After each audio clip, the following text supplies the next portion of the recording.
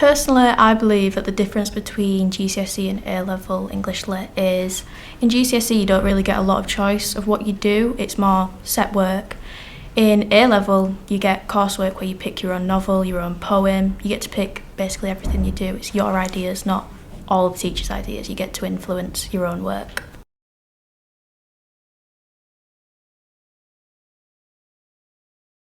A typical lesson in an English literature class would usually be where there's a starter on the board, and sometimes it's like a recap of what we did last lesson, so it kind of jogs your memory and makes you remember what you did so that you can contribute it to what we do in the lesson. We do a lot of teamwork based stuff, so a lot in our groups of our tables, and it's really good for socialising, but it's also good because you get loads of ideas from other people about things, and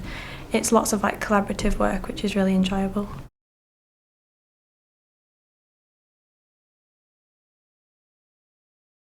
My favourite text in A-level English Lit has to be Doll's House by Henrik Ibsen. It explores feminist theories, it explores power imbalances, it explores a lot. It's incorporated as a play also, and we get to explore devices used in the play, not only the book itself.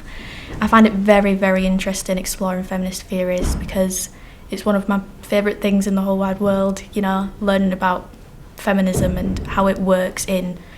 olden times like 1920s to modern times, and how it's changed and how life has changed for men and women throughout the times. For me personally, my favourite aspect has to be William Blake's poetry, Songs of Innocence and Songs of Experience, which are kind of like meshed together as a set of poems. I just love it because you can pick any line out of any one of those poems and there'd be at least 7 things you could say about one word, and it's really good to look into the details of why he would say that or why he would put that into a line that reflects the society at the time, and how you can link it to maybe how it's different nowadays or how it actually reflects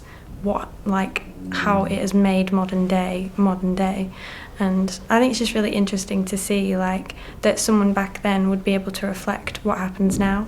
and just loving all the detail and analysis you can talk about.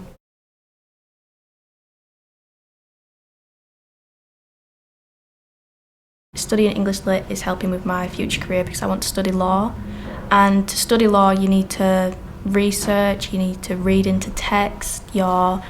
information you're given by clients, you need to develop on it and expand on it and analyse it, and in English Lit that's exactly what we do with texts. And you just need to be confident in reading, in speaking, and English Lit always gives that because you do group work, you do individual work where you have to speak to other people, and it really makes you confident in those skills. And then probably the same for me because I'm going to go on to do law at uni as well. I think it also allows, because law is very complex in itself, it's got a lot of words that sometimes you don't know the meanings to. So just having that kind of English literature background of knowing to go research them, finding out what they mean and what they would link to, where they come from, and everything like that will really help when you're reading big, complex sort of texts about things and learning to pick out details of it and being able to do that.